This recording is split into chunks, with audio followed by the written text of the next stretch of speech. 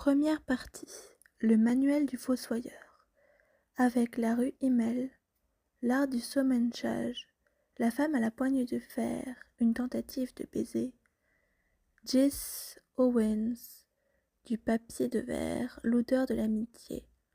Une championne poids lourd et la mère de toutes les Vatchen. L'arrivée rue Rimmel. Cette dernière fois, ce ciel rouge, comment une voleuse de livres se retrouve-t-elle agenouillée, en train de hurler, entourée d'un ridicule monceau de décombres graisseux concoctés par des humains? Quelques années plus tôt, tout avait commencé avec la neige. Le moment était venu, pour une personne. Un moment spectaculairement tragique. Un train roulait à toute allure, bondé d'êtres humains. Un enfant de 6 ans mourut dans le 3e wagon. La voleuse de livres et son frère se rendaient à Munich, où ils seraient bientôt accueillis par des parents adoptifs. Nous savons maintenant que le petit garçon n'arriverait pas à destination. Comment c'est arrivé? Une intense quinte de toux qui fut pratiquement inspirée, et puis ensuite, rien. Quand la toux cessa, il n'y eut plus rien, que le néant de la vie s'écoulant dans un halètement ou une contraction presque muette. Quelque chose monta soudain aux lèvres de l'enfant, qui était brunâtre et pelé comme de la peinture écaillée qu'il aurait fallu refaire. Leur mère dormait. Je suis entrée dans le train. Mes pieds ont parcouru l'allée bondée et ma pomme s'est tout de suite posée sur sa bouche. Personne n'a rien remarqué. Le train filait. Personne, sauf la fillette. Un œil ouvert, l'autre encore dans ses rêves. Liesel, Meminger, la voleuse de livres, vit parfaitement que son petit frère était maintenant tourné sur le côté, mort. Les yeux bleus de Werner regardaient le sol, sans le voir. Avant de s'éveiller, la voleuse de livres avait rêvé du Führer, Adolf Hitler. Elle assistait à un rassemblement où il avait pris la parole. Elle regardait la raie pâle qui partageait ses cheveux et le carré impeccable de sa moustache. Elle écoutait, contente, le torrent de mots qui sortaient de sa bouche, ces phrases qui rayonnaient dans la lumière. À un moment, il s'accroupissait et lui souriait. Elle lui retournait son sourire et disait « Guten Tag, Herr Führer, wie geht's dir heute ?» Elle ne savait pas très bien parler, ni même lire, car elle n'était guère allée à l'école. Elle découvrirait pourquoi le moment venu. Juste au moment où le Führer s'apprêtait à répondre, elle s'éveilla. On était en janvier 1939. Elle avait 9 ans, presque 10. Son frère était mort. Un œil ouvert, l'autre encore dans son rêve. Il aurait mieux valu qu'elle le continue, je pense, mais cela ne dépend pas de moi. Le second œil s'ouvrit brusquement et elle me surprit. Cela ne fait aucun doute. J'étais à genoux, en train d'extraire l'âme du petit garçon que je recueillais entre mes bras, enflé. Il s'est réchauffé aussitôt, après, mais au moment où je l'ai saisi, son âme était moelleuse et froide comme de la crème glacée. Il s'est mis à fondre entre mes bras, à se réchauffer complètement, à guérir. Liesel Meminger, elle, s'était raidie et ses pensées s'affolaient. Es schmeckt nicht. Ce n'est pas possible. Ce n'est pas possible. Elle l'a secoué. Pourquoi les secoue-t-on toujours? Oui, je sais. C'est quelque chose d'instinctif, pour faire barrage à la vérité. À ce moment-là, le cœur de la fillette était glissant et brûlant, et il battait fort, très fort. Bêtement, je suis restée pour voir.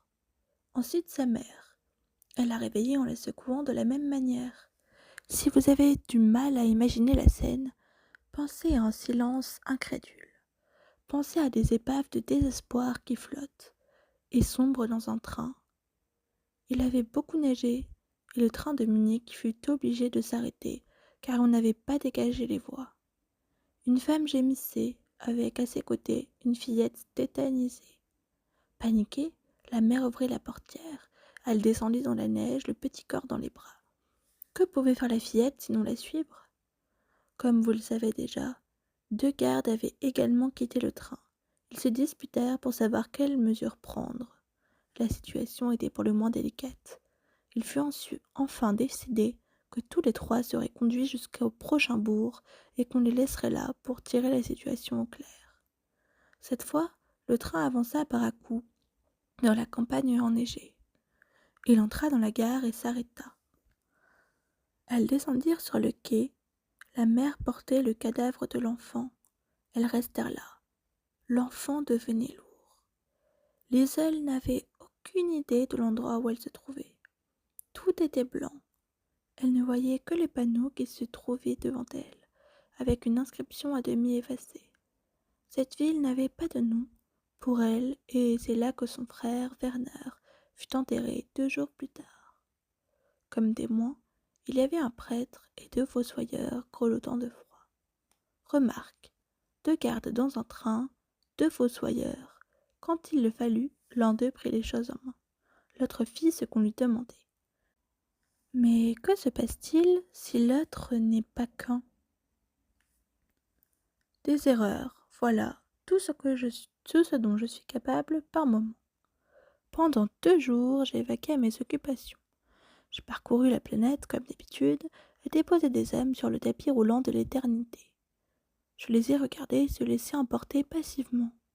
À plusieurs reprises, je me suis incité à rester à distance de l'enterrement du frère de Liesel Memminger. Conseil d'amis dont je n'ai pas tenu compte. De très loin, j'ai vu le petit groupe d'humains qui se tenaient frigorifiés dans ce passage de neige désolé. Le cimetière m'a accueilli comme une amie et je les ai très vite rejoints. Je me suis inclinée.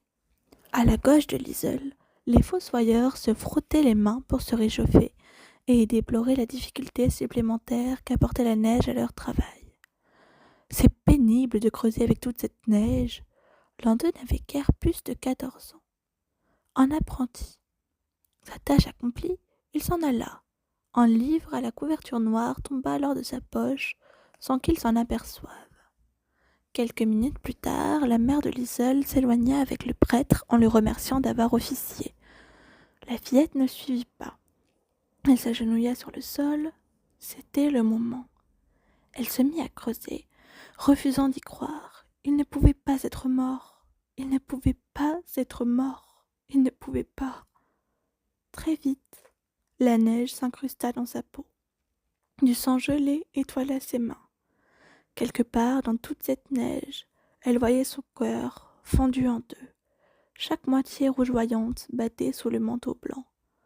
Elle ne prit conscience que sa mère était revenue la chercher qu'au moment où elle sentit une main osseuse se poser sur son épaule et l'entraîner.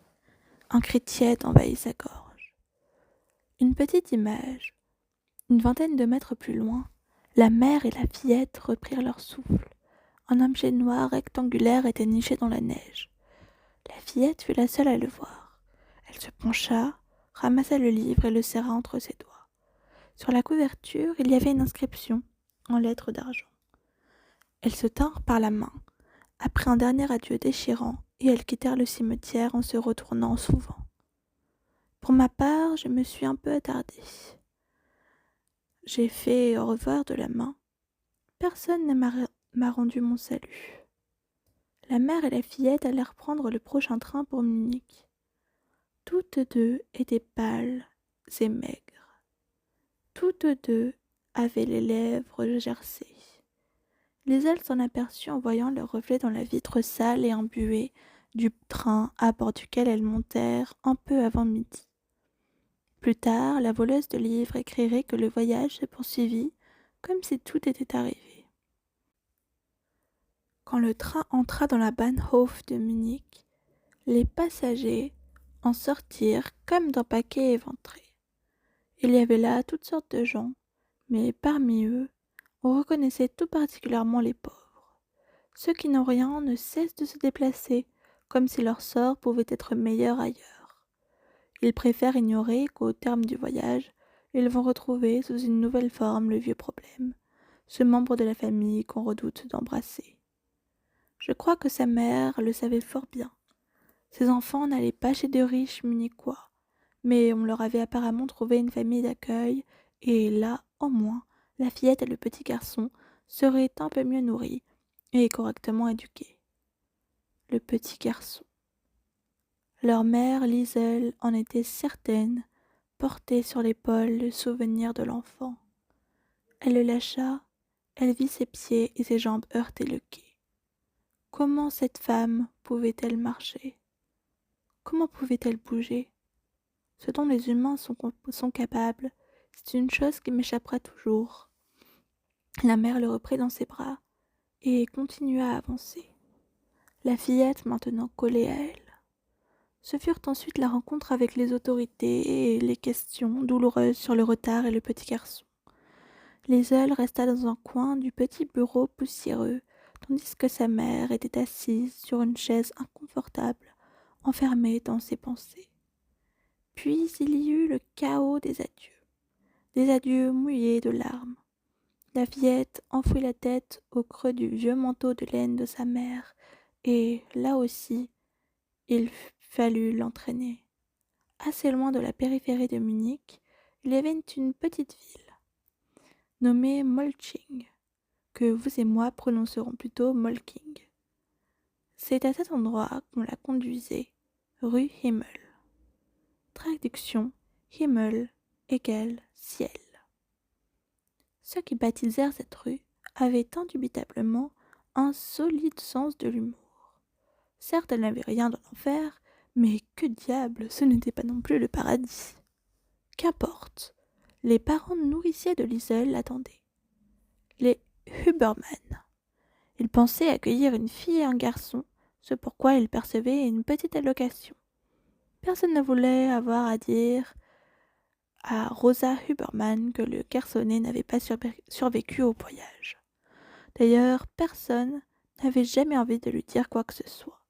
En matière de caractère, le sien n'était pas vraiment enviable, même si elle avait réussi, par le passé, auprès d'un certain nombre d'enfants nourriciers. Liesel fit le trajet en voiture. C'était la première fois qu'elle montait dans une automobile. Elle avait l'estomac retourné et aspirait contre toute attente que les gens allaient se perdre en chemin ou changer d'avis. Et surtout, elle ne pouvait s'empêcher de penser à sa mère, qui était maintenant à la Bahnhof, où elle attendait le train du retour, toute frissonnante, engoncée dans ce manteau qui ne la protégeait pas du froid. Elle devait se ronger les ongles dans un quai interminable, inconfortable, une plaque de ciment glacial. Essaierait-elle de retrouver, au passage, l'endroit approximatif où son fils avait été enterré? Ou son sommeil serait-il trop profond? La voiture poursuivit sa route et Liesel redoutait le virage fatal, le dernier. Le jour était gris, la couleur de l'Europe. Des rideaux de pluie étaient tirés autour de la voiture. On y est presque. La dame de l'institution, Frau Heinrich, se tourna vers elle. Dein neues Heim, ta nouvelle maison, dit-elle avec un sourire. Liesel frotta la vitre criblée de gouttes et regarda à l'extérieur. Une photo de la rue Himmel. Les bâtiments, pour la plupart de petites maisons, et des immeubles d'habitation, à l'air craintif, semblent collés les uns aux autres. Un tapis de neige boueuse recouvre le sol. Il y a du béton, des arbres nus qui ressemblent à des porte-chapeaux, une atmosphère grise. Il y avait aussi un homme dans la voiture. Il resta avec Liesel pendant que Frau Heinrich disparaissait à l'intérieur de la maison. Il ne disait pas un mot. Elle pensa qu'il était là pour l'empêcher de s'enfuir ou pour la faire entrer de force, le cas échéant. Pourtant, quand un peu plus tard le problème se posa, il ne leva pas le petit doigt. Peut-être n'était-il que l'ultime recours, la solution finale. Au bout de quelques minutes, un homme de très haute taille sortit de la maison. C'était Hans Humberman, le père nourricier de Liesel. Il était encadré par Frau Heinrich, qui était de taille moyenne, et par la silhouette trapue de sa femme, qui ressemblait à une petite armoire sur laquelle on aurait jeté une robe. Rosa Huberman marchait en se dandinant, et l'ensemble aurait été plutôt sympathique si son visage, qui ressemblait à du carton ridé, n'avait pas eu une expression agacée, comme si elle avait du mal à supporter tout ça. Son mari avait une démarche assurée. Il tenait entre ses doigts une cigarette allumée, et il roulait lui-même ses cigarettes. L'ennui, c'est que Liesel ne voulait pas descendre de la voiture. Was ist los mit dem Kind? Demanda Rosa Huberman. Elle répéta sa phrase. Qu'est-ce qui se passe avec cet enfant? Elle glissa la tête à l'intérieur de la voiture. Na, komm! Comme. Le siège de devant fut repoussé et un couloir de lumière froide invita Liesel à sortir. Elle ne bougea pas. À l'extérieur, grâce au cercle qu'elle avait dessiné sur la vitre, elle pouvait voir les doigts de l'homme de haute taille. Il tenait toujours la cigarette, au bout de laquelle la cendre formait un mince boudin qui pencha vers le sol et se redressa à plusieurs reprises avant de tomber enfin. Il fallut presque un quart d'heure d'effort pour persuader la fillette de quitter la voiture. C'est Hans Huberman qui y parvint, en douceur. Ensuite, il fallait passer le portail. Elle s'y accrocha. Les larmes traçaient des sillons sur ses joues. Un attroupement commença à se former tandis qu'elle refusait d'entrer. Au bout d'un moment, Rosa Huberman envoya les gens au diable et ils repartirent comme ils étaient venus. Traduction de la phrase de Rosa Huberman. « Qu'est-ce que vous regardez? Comme ça, bande de trous du cul !» Liesel Meininger finit par pénétrer précautionneusement dans la maison, une main tenant celle de Hans Huberman, l'autre sa petite valise. Tout au fond de cette valise, sous une couche de vêtements pliés, il y avait un livre noir qu'un fossoyeur de 14 ans avait dû chercher des heures dans une ville sans nom. Je l'imagine en train de lire, de dire à son patron « Je ne comprends pas ce qui a pu se passer. Je vous promets, je l'ai cherché partout, partout. » Je ne crois pas qu'il ait jamais soupçonné la fillette, et pourtant ce livre noir était là, contre le plafond de ses vêtements, avec des mots écrits en lettres d'argent. Le manuel du fossoyeur. Un guide en 12 étapes pour réussir dans le métier. Une publication de l'Association bavaroise des cimetières. La voleuse de livres avait frappé pour la première fois. C'était le début d'une carrière